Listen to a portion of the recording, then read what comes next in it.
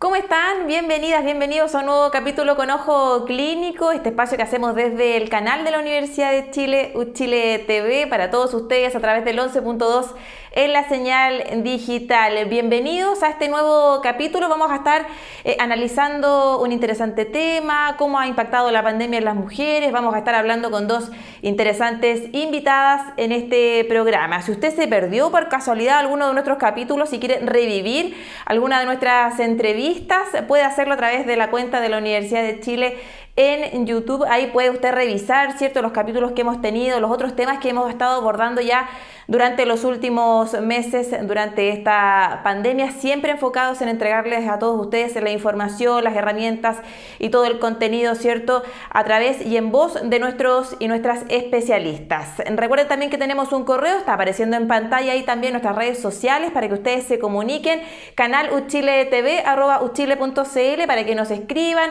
nos envíen también sus propuestas de temas, si tienen alguna sugerencia, ¿cierto?, para nuestro programa, escríbanos, mándenos un correo, también pueden incluir sus consultas para nuestros especialistas, todo eso en nuestro correo, canal uchiletv@uchile.cl. Comenzamos así un nuevo capítulo con Ojo Clínico.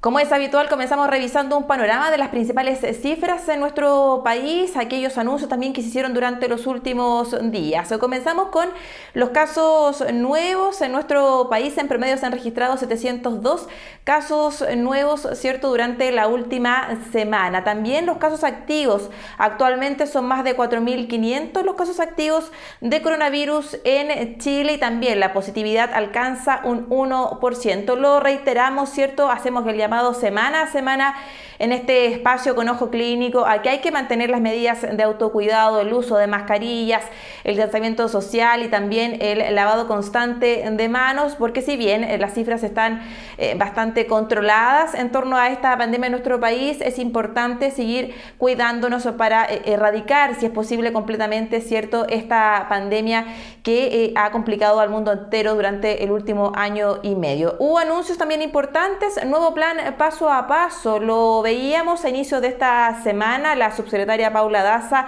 acompañada también del subsecretario de redes asistenciales, de ministros de carteras, ¿cierto?, específicas, quienes anunciaban un nuevo plan que incluye 5 etapas. Estamos hablando de la etapa de restricción, transición, preparación, apertura inicial y también apertura avanzada. Ya no hay más cuarentenas, según lo decían las autoridades, ¿cierto?, dentro de este plan, y las restricciones también de movilidad van a mantenerse de manera gradual, ¿cierto?, habiendo también cambios en torno a los aforos y a las actividades que podemos realizar en nuestro día a día. Dentro de este plan, de este nuevo plan paso a paso, también hubo interesantes modificaciones, anuncios que se hicieron en torno al pase de movilidad permanente. Es un pilar fundamental de este anuncio que hizo el gobierno, ¿cierto?, este pase de movilidad. Quienes cuenten ya con su esquema de vacunación completo, que tienen sus 2 vacunas, ¿cierto?, que ya incluso tienen una tercera dosis, aquellos que les corresponde según el calendario, ¿cierto?, van a poder participar de actividades con mayores aforos, o van a tener mayores libertades para movilizarse, ¿cierto? Siempre esto muy pendiente de los cambios que vayan ocurriendo y obviamente de la mano de la situación sanitaria de nuestro país. A partir del 1 de noviembre, además, se va a exigir también el pase de movilidad para los mayores de 12 años. Recuerde que también está ahí el proceso de vacunación, ¿cierto?, de los adolescentes. Eso también hay que ponerle mucha atención. En torno a los viajes interregionales, ya no va a ser necesario este formulario. ¿Se recuerdan ustedes el C19, este certificado pasaporte sanitario? Bueno, eso ya no va a ser necesario, no se va a utilizar, ¿cierto?, para viajes a otras regiones de nuestro país. Solo se va a solicitar el pase de movilidad. Por eso es muy importante que se cumpla con el esquema de vacunación para poder realizar viajes, ya sean buses interregionales o también a través de aviones. Otro anuncio, otra noticia bien importante que se dio a inicios de esta semana tiene relación con el toque de queda. El gobierno decidió no extender más, ¿cierto?, el estado de excepción por catástrofe, ¿cierto? Y de esta manera entonces el toque de queda ya se elimina. Más de 500 días estuvimos viviendo, ¿cierto?, en toque de queda en nuestro país a raíz de esta pandemia. El toque de queda se termina a contar del 1 de octubre. Y cerramos este resumen, ¿cierto?, con el cual le damos inicio a nuestro programa con la vacunación. Se inició este lunes el proceso de vacunación para los niños entre los 6 y los 11 años, ¿cierto? Esto previamente a la autorización del Instituto de Salud Pública de nuestro país. Se está vacunando a los menores con la vacuna de Sinovac, según la estimación que hacía también el gobierno. Se espera que cerca de 1,5 millones de escolares, ¿cierto?, pueda tener su vacuna y su esquema de vacunación completo de aquí a fin de año. También sigue el proceso de vacunación para el resto de la población, ¿cierto? Y el gobierno también entregó un anuncio bien importante: 13.500.000 chilenos y chilenas ya han cumplido con su proceso de vacunación. Cerca del 90% de nuestra población ya está vacunada contra el COVID-19, por lo cual es muy importante, ¿cierto?, tener esta cifra, porque da mayor tranquilidad frente a los efectos que puede tener esta enfermedad, esta infección, ¿cierto?, en todas y todos nosotros. Así comienza Con Ojo Clínico. La pérdida de trabajo, la sobrecarga, la precarización laboral fueron algunas de las posibles causas que identificaron expertos, ¿cierto?, en Japón. Esto a raíz de los suicidios que se han estado registrando en mujeres durante la pandemia. Tasas que se incrementaron considerablemente por primera vez en 11 años en 2020. Un aumento de un 15% en las muertes planteó de inmediato la interrogante si la pandemia, ¿cierto?, si el coronavirus, el COVID-19, estaba afectando de igual manera a hombres como a mujeres, pensando además que hay varios conceptos que son transversales también en todo el mundo. En agosto de 2020 salió un estudio, porque se han hecho varios análisis con respecto a este tema, ¿cierto?, y abordaba principalmente la brecha de género en las horas de trabajo, ¿cierto?, entre hombres y mujeres, y demostró que en parejas heterosexuales con hijos menores de 13 años, y en las que ambos, ¿cierto?, tenían algún trabajo, alguna ocupación con condiciones similares, fueron las madres las que redujeron sus jornadas, ¿cierto?, laborales 4 o 5 veces más que los propios padres, lo que generó además un aumento de un 20 a un 50% en la brecha de género en la cantidad de horas dedicadas justamente al trabajo remunerado. Si a esto además sumamos la realidad local y las horas que son dedicadas al trabajo doméstico, a las labores del hogar, a las tareas, ¿cierto?, del hogar, según una encuesta de empleo del Centro de la Universidad Católica de Encuestas y Estudios Longitudinales, en la que se examinó justamente la distribución del trabajo en los hogares durante la pandemia, reveló datos bien interesantes a analizar y que hablan de la evidencia, ¿cierto?, local en nuestro país.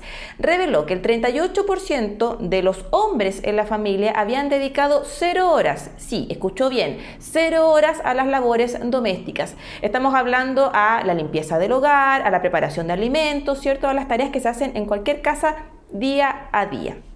A esto además se suma que este mismo estudio arrojó que en los hogares, que hay hijos menores de 18 años, el 71% de los padres también dedicó 0 horas al acompañamiento, ¿cierto?, en las tareas escolares, a las horas, a los minutos que ocupamos, ¿cierto?, en estar acompañando, orientando a nuestros niños y niñas en sus tareas educativas. Mientras que este estudio también mostró que las mujeres, por ejemplo, dedicaron 14 horas semanales más que los hombres al cuidado de menores de 14 años. Sin duda, el impacto de las multitareas ha afectado y ha repercutido básicamente en 2 aspectos bien relevantes en las mujeres. Estamos hablando en el retroceso en materia laboral y también en el impacto que ha tenido en su salud mental, el aumento de depresión, el aumento de alguna complicación, ¿cierto?, anímica, emocional en las mujeres en nuestro país. ¿Cómo afrontar esta realidad? ¿De qué manera poder equilibrar mejor, ¿cierto?, generar cierta igualdad de condiciones entre hombres y mujeres? Es parte de lo que vamos a estar analizando con nuestras invitadas en los próximos minutos en nuestro programa Con Ojo Clínico. Y nos acompaña Catalina Arteaga, profesora del Departamento de Sociología de la Facultad de Ciencias Sociales, integrante de la Red de Investigación en Interseccionalidad, Género y Prácticas de Resistencias de la Universidad de Chile. Profesora, muchísimas gracias por acompañarnos. Gracias a ustedes por la invitación. Profesora, son muchos los aspectos, ¿cierto?, los efectos que ha tenido la pandemia sobre toda la sociedad, ¿no? Las mujeres, los niños y todo. Hablemos puntualmente de la crisis, de los cuidados y la precariedad de los empleos en la fuerza femenina puntualmente. Han sido quizás de los temas más grandes, ¿cierto?, que se han ido abordando en nuestro país. ¿Existen, usted cree, mejores perspectivas, proyecciones hoy día en respecto a esto, considerando la extensión de la crisis sanitaria? Estamos viendo cifras más bajitas, ¿cierto?, pero la pandemia va a seguir junto a nosotros quizás por un buen tiempo más. Sí. Em, bueno, desde la sociología, porque no desde la economía, porque no soy economista especialista, pero desde nuestra experiencia y desde las investigaciones, nosotros estamos haciendo investigación con mujeres teletrabajadoras eh, que empezaron teletrabajo en pandemia. eh, Uno podría decir que, como tú dices, la situación ha empeorado de manera drástica, ¿no? No solo en pérdidas de empleo, sino que también en precarización laboral, en lo que tú señalas respecto a los cuidados, ¿no? Las mujeres han estado trabajando en el espacio doméstico, asumiendo mucho más tareas que antes en términos de labores domésticas. O por lo menos en un espacio en donde también tienen que lidiar con el empleo remunerado, con extensos horarios laborales, ¿no es cierto?, con condiciones de trabajo en espacios y en instituciones que no siempre respetan las dinámicas del hogar, además de todo lo que tiene que ver con las presiones propias y sociales y familiares respecto de la obligatoriedad de hacerse cargo y de cumplir con esta multiplicidad de roles, ¿cierto? Entonces, en ese contexto, no parece muy fácil relacionar directamente disminución de casos, apertura y aumento de empleo, por ejemplo, reinserción de empleo, ¿no? Porque han habido cambios sustanciales, ya más de un año y medio, en la organización de los hogares, también ha habido problemas, o sea, poca regularidad en los colegios, hay muchos establecimientos educacionales que todavía no vuelven y un porcentaje importante de las mujeres ha dejado el empleo por tener que dedicarse, ¿no es cierto?, al cuidado de los hijos, hijas y de personas enfermas, etcétera, en la familia. Entonces, no es solo el tema de que bajen los casos o que haya apertura, sino que hay una reorganización completa, digamos, del entorno, de los espacios, los tiempos, que no se ve que vaya a solucionarse muy, muy rápido, ¿no? No es un tema de,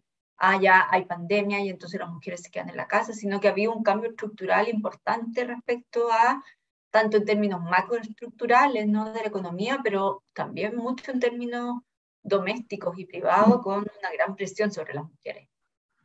Profesora, le consultaba cómo ha impactado, ¿cierto?, todo esto en el día a día. ¿Cómo combatir algo que está tan arraigado en nuestro país, en nuestra sociedad, una sociedad, ¿cierto?, a todas luces bastante machista, patriarcal, donde la mujer tiene que cumplir un montón de roles, tanto profesional como doméstico, en el cuidado de los hijos, cuidado de adultos mayores, donde uno tiene que estar en todo momento, en todas distintas áreas? ¿De qué manera siente usted que esto se puede trabajar? ¿Hay alguna luz después cierto, de todo lo que hemos podido vivenciar? Sobre todo con la pandemia, donde se ha incrementado aún más, ¿no? Con el encierro, con tantos cambios que hemos tenido que tener en nuestro día a día.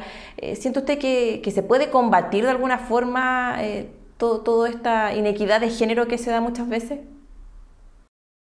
Bueno, yo creo que estamos hace tiempo, afortunadamente, como sociedad, empujando un poquito más allá, desde los movimientos sociales, desde las organizaciones territoriales, desde el movimiento feminista, y creo que esto ha ido permeando un poco más a nivel social, ¿no? O sea, la sociedad se ha ido abriendo un poco más a incorporar ciertos temas, a comprender ciertos temas, pero tanto en Chile como en otros países de América Latina, de Europa también, el tema del trabajo doméstico y de cuidados, independientemente del régimen político, de la condición económica, etcétera, sigue siendo asignado a las mujeres, ¿no?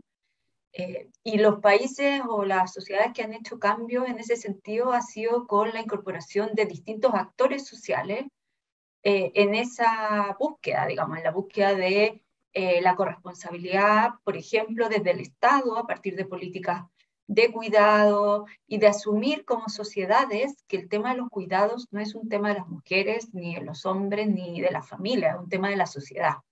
Es decir, uno desde que nace hasta que muere va a necesitar distintos tipos de cuidado y uno también va a hacer distintos tipos de cuidado. Entonces, en la medida en que otros actores privados y públicos se puedan incorporar en estas labores y en esta responsabilización, es posible ir transitando a cambio, ¿no? Pero eso, claro, se tiene que dar en distintos niveles, institucionales, económicos, de política específica, y en eso comentarte que, bueno, se ha estado trabajando como universidades de la red, pero también en distintas redes y núcleos, digamos, y vínculos que se han armado a nivel nacional e internacional, que afortunadamente también son temas que se están poniendo en la convención, ¿no? Para la nueva constitución, de cómo avanzar al tema de los cuidados como un derecho y al tema del Estado cuidador, ¿no? De cómo podemos como sociedad eh, asumir el derecho al cuidado para todas y todos en la sociedad. Justamente respecto a este tema, tenemos una consulta del público que la quiero invitar a revisar. Hola, soy Denise Pardo, soy enfermera del SER de Bombero Garrido de la ciudad de Curicó, y mi pregunta es ¿qué medidas podía implementar el gobierno para las mujeres que fueron afectadas por la pandemia? Profesora, ¿qué medidas podría implementar el gobierno justamente para ayudar a las mujeres? Mm. Yo creo que hay distintas cosas. Bueno, medidas del gobierno tienen que ver, bueno, con las ayudas económicas permanentes, ¿no? Más que los bonos específicos, ayudas permanentes en términos económicos, pero también yo creo que aquí hay que asumir, obviamente que la pandemia es un tema crítico, ¿no? Y un momento crítico, pero la pandemia puede ir terminando, pero la crisis de los cuidados, la responsabilización de las mujeres sobre los cuidados, etcétera, va a seguir. Entonces ahí lo que se plantean desde los distintos países y la gente que trabaja, que hemos trabajado en el tema de cuidado, es ir construyendo una política nacional de cuidados que permita, como decía, que distintos actores se hagan cargo de esto, para que las mujeres puedan incorporarse al mercado laboral, en el caso de que lo quieran hacer, ¿no? Pero también que puedan desarrollar otras actividades, el tiempo libre, dedicarse más tiempo a otras actividades laborales, no laborales, la familia, etcétera. Es decir, no es solo una cuestión de cómo ayudamos a las mujeres a que se incorporen al mercado laboral o cómo dejen de hacer tantas tareas domésticas, sino que es construir y dar un conjunto de derechos a las mujeres para que puedan ser ciudadanas en todas sus dimensiones, ¿no? Y entonces hay políticas de corto plazo, por supuesto, ayuda económica sirve, la corresponsabilidad sirve, el que las empresas también tomen medidas en términos de corresponsabilidad también ayuda, pero como decía, también hay cuestiones que hay trabajando a mediano y largo plazo. Hablemos ahora también, profesora, sobre las redes de apoyo. ¿Cómo ha impactado también al desarrollo de las mujeres justamente la falta de redes de apoyo? Estoy pensando cuando los jardines infantiles dejaron de funcionar en el momento más crudo, cierto, y rudo de la pandemia, o que hoy día tenemos varios colegios que están en esta situación híbrida, que algunos van a presencial, otros no, y muchas mujeres de frentón tuvieron que dejar de trabajar. ¿Cómo esto ha ido impactando? ¿Cómo se puede subsanar también frente a algo que es tan vital como tener a alguien que te pueda ayudar para cumplir con las distintas responsabilidades del día a día? Sí, eso es bien crítico, sobre todo las mujeres que tienen hijos menores. Nosotros hemos trabajado con mujeres que están en el mercado de trabajo, pero que tienen hijos menores de 14 años. Y lo más crítico es el cuidado infantil, y no solo el cuidado infantil, sino como tú dices, además de cuidar, alimentar, etcétera, es hacer la labor de sobre todo el primer momento de educación, ¿no? No porque los profesores o profesores no hayan trabajado, porque a mí me consta que lo han hecho muchísimo, pero claramente hubo un tiempo muy fuerte, sobre todo al inicio, de mucho apoyo que hubo que hacerlo desde las casas y que lo hicieron las mujeres principalmente, ¿no? Ahora, además de los colegios cerrados, muchas mujeres tienen redes familiares o redes vecinales, y eso también se ha cortado, ¿no? Y eso también es evidente, digamos, y ha habido estudios y encuestas respecto de eso, de cómo han disminuido esos contactos y esos apoyos, que son en general de otras mujeres, y que se han ido mermando. Ahora las mujeres igual encuentran o han encontrado distintas formas de resistencia, que es una de las cuestiones que igual a nosotros nos interesa indagar, o de organización, ¿no? Apoyo entre vecinas cuando viven realmente al lado, también traslados o reuniones, reunificaciones familiares para entre todos cuidar, por ejemplo, a niños, a niñas, organización vecinal, pero claramente son medidas individuales, ¿no es cierto? Entonces, la idea es poder hacer frente a esto de manera mucho más colectiva y pensarlo colectivamente. Yo creo que aquí es importante que no se piense cómo ayudamos a las mujeres en esto, sino, de nuevo, cómo como sociedad, como barrio, como institución, como organismo educacional, etcétera, nos hacemos cargo del cuidado de, en este caso, niños y niñas que en muchos casos no pueden aún incorporarse a los establecimientos. Claro, o cómo compatibilizar también mejor los roles, ¿no? Entre hombres y mujeres, a raíz de esta misma experiencia. De repente uno, claro, quizás con la generación de uno puede ver hombres más participativos, hombres que, cierto, comparten el cuidado de los hijos, la cocina, la casa, qué sé yo, pero no todas las realidades son similares. Es bastante heterogéneo. Entonces, también cómo esta experiencia nos puede servir para aprender y para entender la necesidad de compatibilizar roles, ¿no? De que el cuidado de la familia, del hogar, de los hijos, si es que hay, ¿cierto?, es compartido, ¿no? Así es.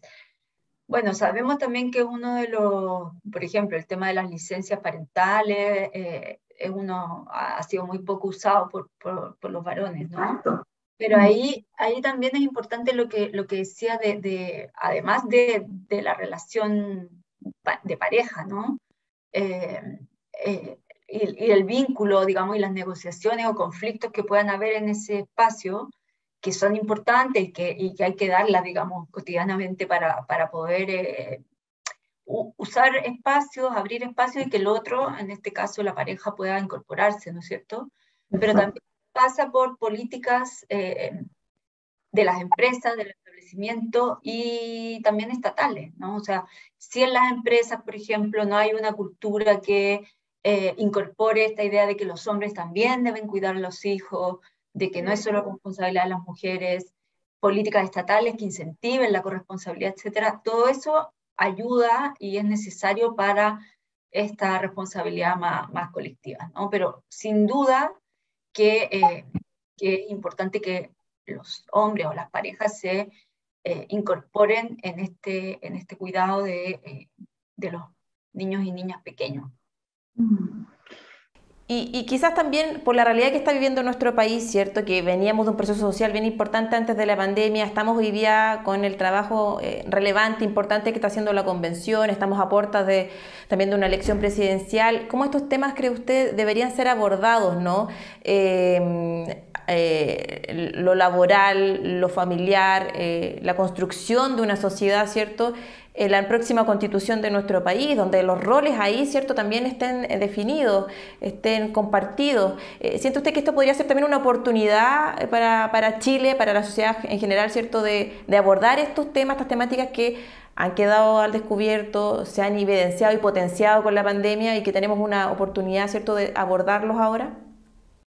Yo creo que sí, yo creo que se ha abierto desde, bueno, hay gente que habla desde el 2011, también desde el 2018, a partir de la marea feminista, ¿no es cierto? Y toda la discusión que se dio ahí en las universidades, sobre todo respecto a la violencia de género, la educación no sexista, etcétera, se han ido abriendo como instancias de discusión del tema, creo yo, a nivel más amplio, y creo que claramente con con el estallido social, con la irrupción de las tesis, bueno, se han ido como distintos hitos a nivel nacional e internacional también que han ido abriendo camino, ¿no? Pero claramente en Chile tenemos un hito histórico, un momento histórico, una etapa histórica en la discusión constitucional donde hay que poner estos temas. Yo creo que ahí hay que, la población, digamos, es importante que exija de alguna manera y que se fije, que mire los programas de los candidatos, candidatas,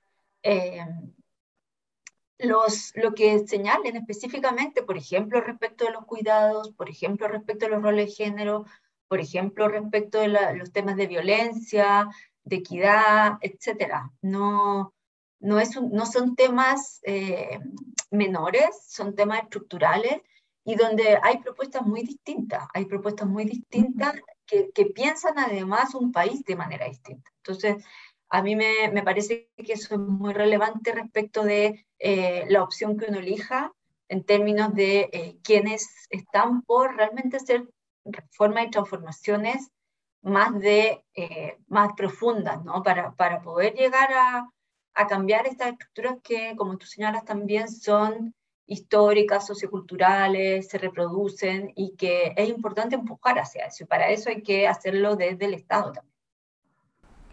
Y el rol también de la academia, profesora, bueno, usted participa, ¿cierto?, de una instancia que aborda estos temas, ¿no? Pero desde la academia, el aporte que también se puede realizar, generar, ¿cierto?, internamente las condiciones para que sus trabajadoras, sus funcionarias, ¿cierto?, estoy pensando en las universidades, en fundaciones, también cuenten con esto, entre todos, digo, empujar hacia una mejor situación tanto para las mujeres como para los hombres con roles compartidos, cuál también tiene que ser desde la Universidad de Chile, desde las instituciones públicas también el rol, ¿no?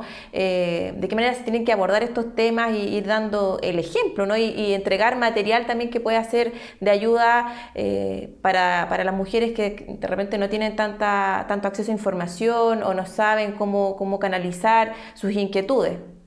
Como universidad, una de las cuestiones que hicimos uno de los temas que abordamos durante el estallido, teníamos un seminario internacional con invitadas que pensamos en un primer momento anularlo, pero después dijimos, no, invitemos a las mujeres, a las académicas de fuera a dialogar también con las comunidades en Chile. Y fue súper interesante porque hicimos un cabildo con dirigentes y académicas, estudiantes de distintas partes de los territorios, la organización Yo Cuido y otras organizaciones de la sociedad civil, académicas de distintas universidades del país, además de las invitadas, en torno al tema de los cuidados y también en torno al tema del envejecimiento. Y ahí tenemos ahí los documentos, un montón de propuestas, diagnóstico por una parte, pero también propuestas a corto y mediano plazo respecto de eso. Entonces, a mí me parece que cualquier cambio que hagamos, es necesario incorporar a los territorios, a las comunidades. Hay muchas ideas, hay mucha también práctica en Chile de trabajo comunitario solidario y la gente tiene propuestas.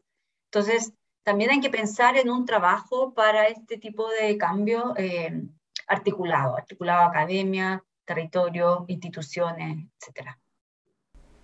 Sin duda es muy importante que se concrete ese trabajo, ¿cierto?, articulado y el aporte que hagan las distintas instituciones por esto, ¿no? Por la igualdad de género, por tener un mejor país para todas y todos. Profesora, le queremos agradecer por estos minutitos a Catalina Arteaga, profesora del Departamento de Sociología de la Facultad de Ciencias Sociales, integrante también de la Red de Investigación en Interseccionalidad, Género y Prácticas de Resistencias de la Universidad de Chile, por ser parte de nuestro programa Con Ojo Clínico y tener esta grata conversación. Profesora, muchísimas gracias, que le vaya muy bien.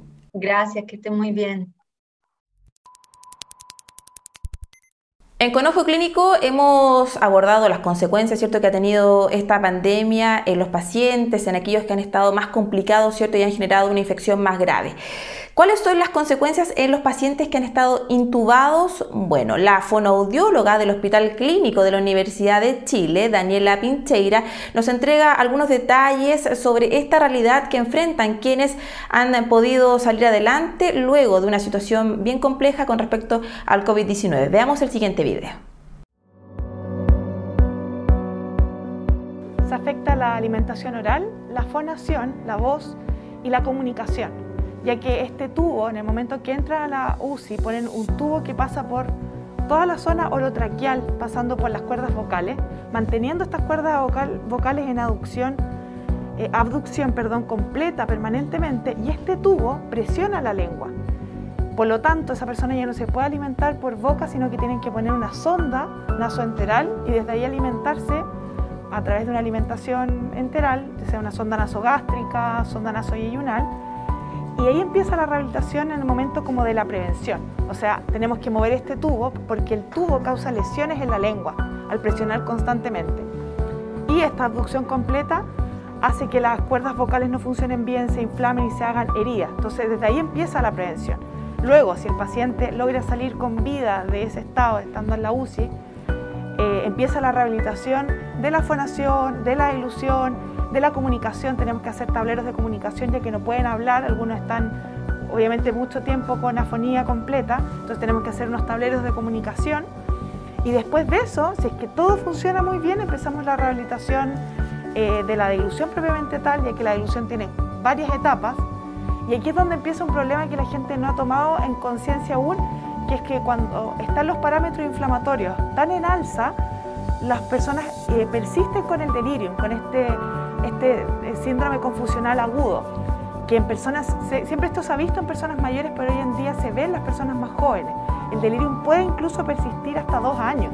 Entonces, en el fondo, si una persona tiene un delirium, este trastorno confusional agudo, las personas empiezan a perder su atención, la concentración y empiezan a tener trastornos cognitivos comunicativos. Esta atención también tiene implicancias en la dilución, entonces necesitamos que las personas atiendan para poder masticar, para poder nosotros ir de a poquito dándole diferentes volúmenes y consistencias para que se alimenten de manera segura.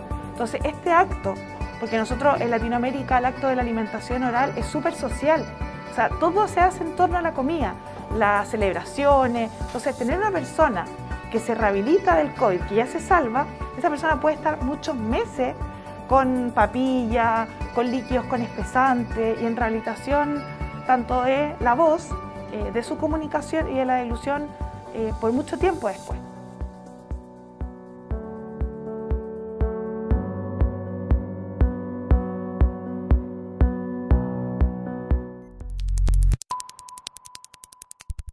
Ustedes ya la ven ahí en pantalla, nos acompaña Svenka Arensburg, ella es magíster en Psicología Social por la Universidad Autónoma de Barcelona, doctora en Psicología Social también de la misma casa de estudios, académica de la Escuela de Psicología de la Universidad de Chile desde el 2006. Profesora, ¿cómo está? Muchísimas gracias por acompañarnos. Muchas gracias, Maritza, por la invitación. Lo abordábamos en la introducción del programa. ¿Por qué las mujeres son las más afectadas durante esta pandemia? Hemos visto el aumento de los casos de depresión, ¿cierto? La salud mental ha sido bien afectada, sobre todo en las mujeres, durante los últimos meses. Sí, mira, yo creo que es muy importante que para poder entender el modo en que afecta de manera importante a las mujeres la pandemia y sus consecuencias, es el modo en que podemos situar, ¿no?, el contexto en el que se desarrolla una crisis mundial como la que desencadena el virus COVID. Nos impacta, ¿no?, decididamente en todos los dominios de nuestras vidas. Pérdidas, ¿no es cierto?, de personas cercanas, luego también importantes duelos interrumpidos, ¿no?, por las restricciones para poder realizar los rituales, gravísimas dificultades económicas, laborales, y por lo tanto entonces en ese contexto se agravan las vulnerabilidades previas, ¿no?, y se agudizan, se desnudan, recrudeciendo muchas veces también, ¿no es cierto?, los conflictos previos. Es por eso que es bien importante entender, ¿no?, y yo coincido en un poco la discusión que se plantea actualmente en sostener que la crisis que hoy día vivimos a propósito de esta pandemia producida por el COVID-19 en rigor es una sindemia, ¿no? La sindemia tiene que ver con que le incorpora dimensiones más sociológicas, más antropológicas, más simbólicas de una catástrofe que la pandemia. La pandemia es exclusivamente, ¿no es cierto?, la cuestión derivada de la salud, pero la sindemia, ¿no? Nombre acuñado por Singer, es que justamente hay que imaginar que este virus, como también otras catástrofes, ¿no? Como un huracán, un terremoto, muestran, ¿sí?, no solamente una cuestión, en este caso, consecuencias de lo biológico, sino que también problemas territoriales, urbanos, comunitarios, y ciertamente entonces también desnuda problemáticas de género que arrastramos históricamente, pero que se agudizan en este contexto. Entonces, yo diría eso en primera instancia, para poder entender, ¿no?, por qué hoy día entonces sean las mujeres las que estén afectadas, pero también junto con ellas todo el espectro de los colectivos LGTBI+, también están tremendamente afectadas. Entonces, ahí hay que imaginar que para visualizar, ¿no?, luego de todo el trabajo, tanto político, pero también académico, de los distintos enfoques de los feminismos, ¿no?, y de los movimientos feministas, en sus diferencias, ¿no? Estamos haciendo una síntesis muy grande, hay debates internos, hay posturas distintas, ¿no? Hay distintos feminismos. Pero sí hay una coincidencia en todos ellos de entender que el uso de la violencia como un instrumento represivo de connotación sexual no se entiende sin una perspectiva de género.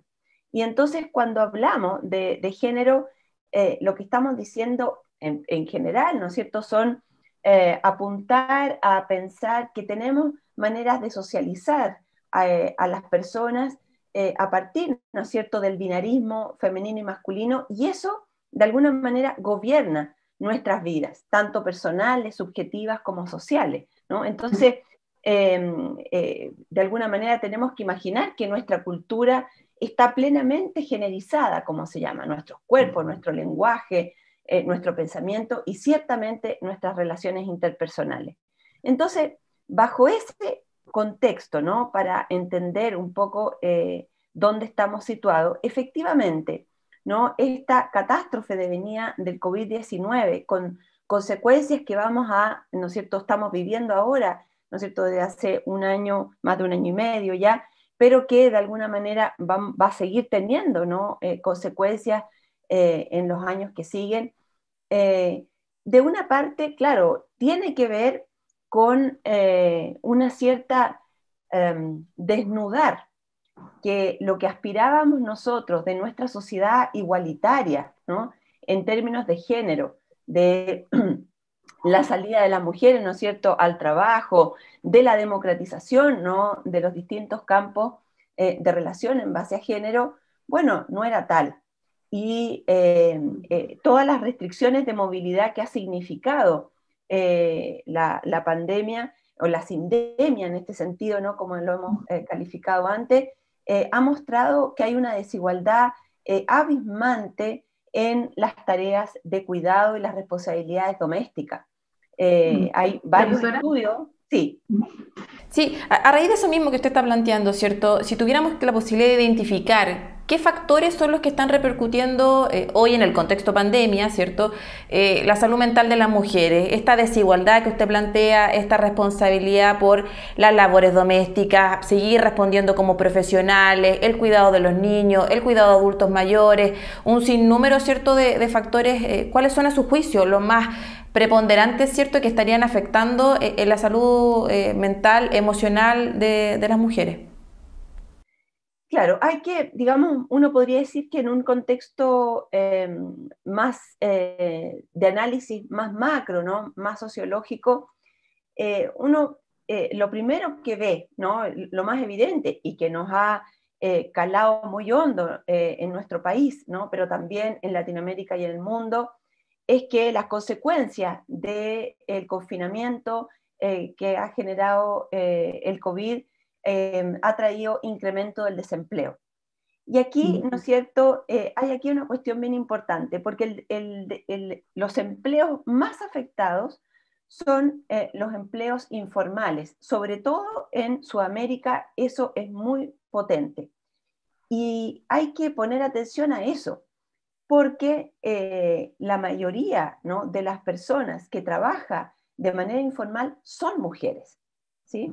Entonces hay una primera dimensión importante, sobre todo en países como el nuestro, donde la jefatura de hogar domina en términos de mujeres, ¿no?, que hayan perdido su trabajo, que es informal además, ¿no? Entonces tenemos por una parte esa situación, ¿no es cierto?, contextual. Luego tenemos, ¿no?, como también nos advertía en su discurso de Naciones Unidas, ¿no?, la declaración de Phumzile Mlambo-Ngcuka, la directora ejecutiva de ONU Mujeres, que el 25 de noviembre del año pasado decía, ¿no?, estamos atentos a lo que ha significado la pandemia del COVID-19, pero no podemos olvidar la pandemia que también está a la sombra, que es la violencia de género.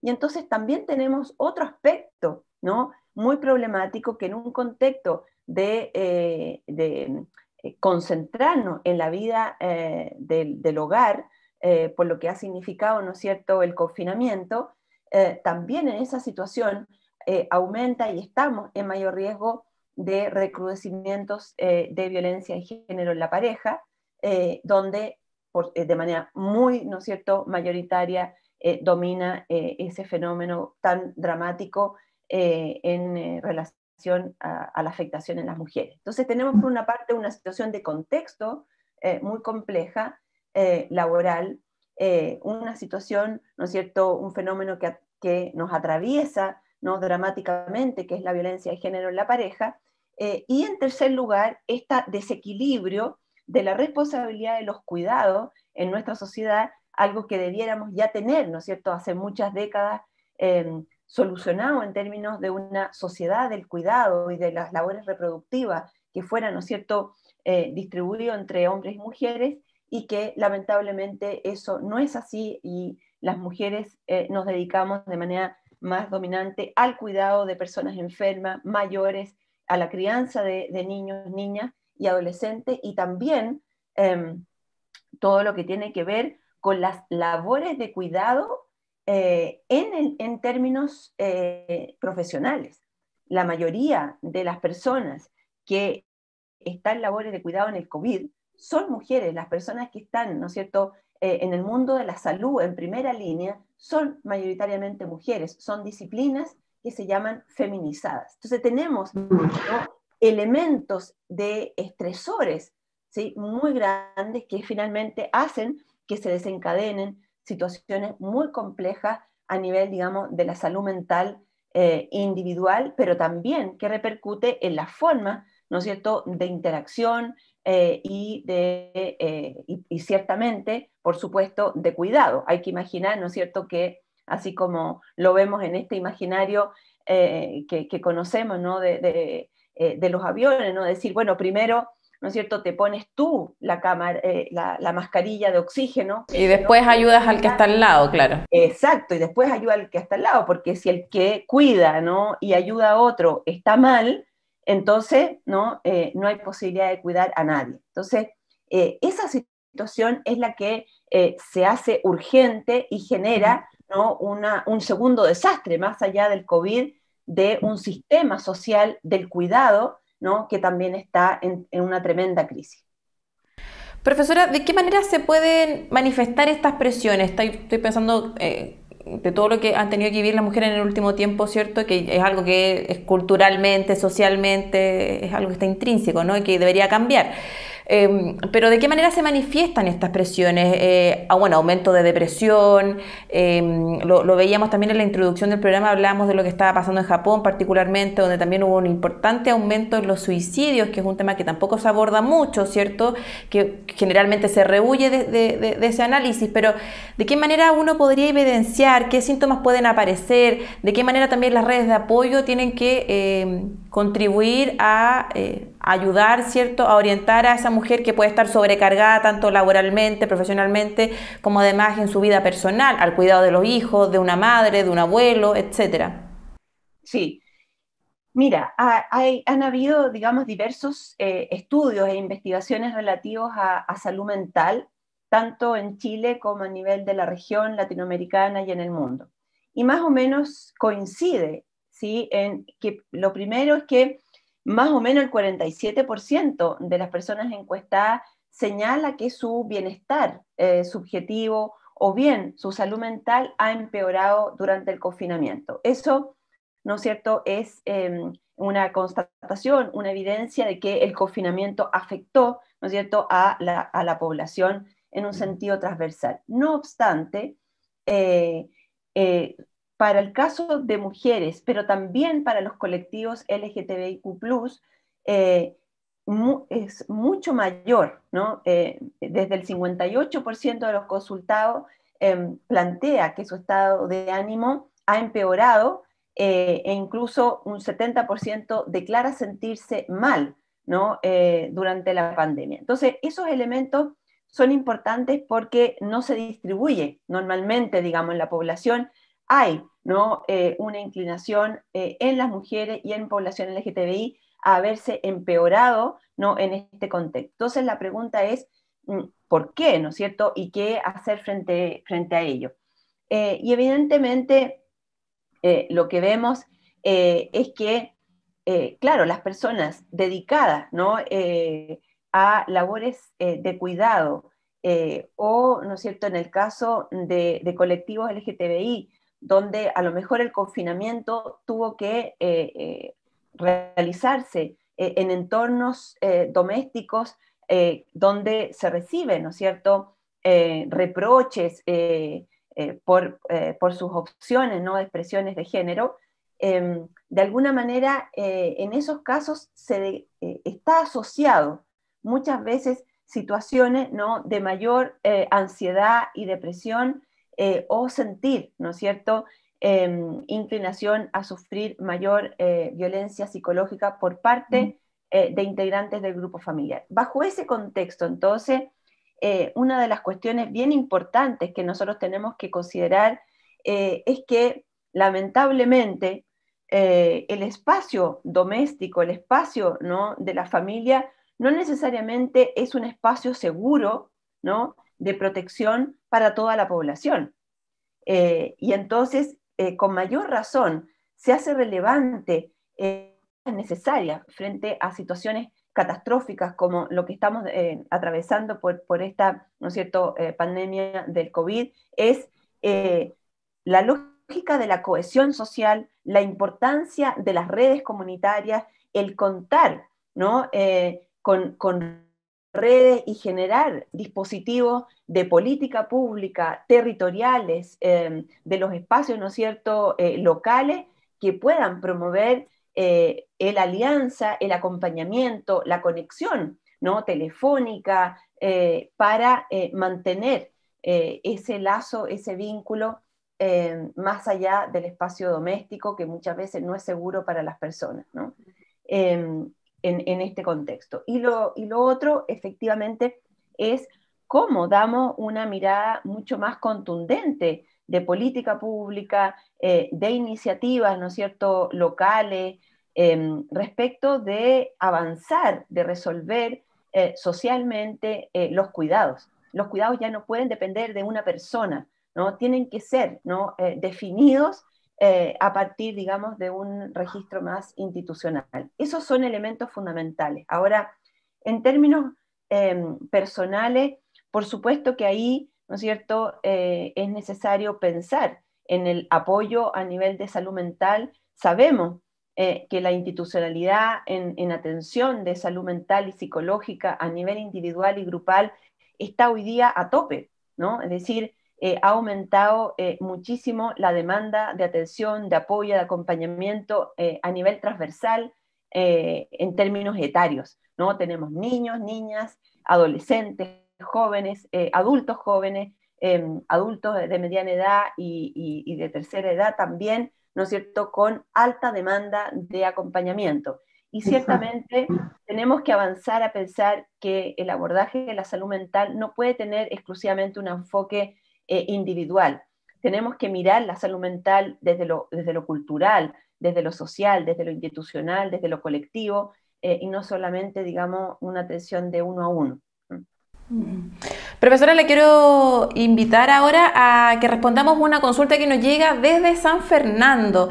Las regiones también tienen espacio en nuestra comunidad acá en Con Ojo Clínico, así que la invito a revisar el siguiente video. Hola, mi nombre es Valentina Rivas, fonoaudióloga.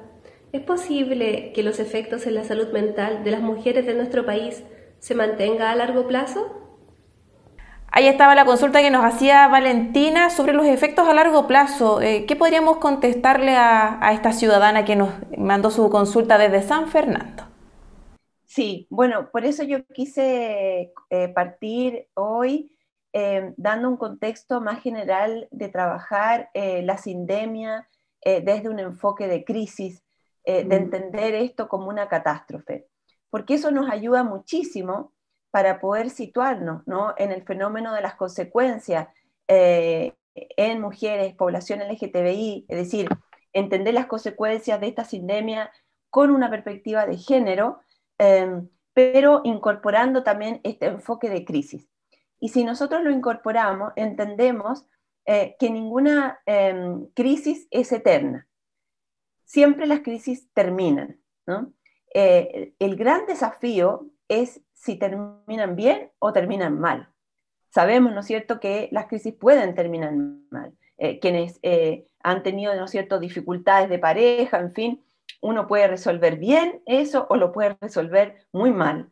Y ojalá entonces que pidamos apoyo, pidamos ayuda, generemos política pública, generemos alianzas para que la crisis, ¿no es cierto?, la elaboremos bien. Y para eso, evidentemente, requerimos, ¿no?, de un trabajo a mediano y a largo plazo.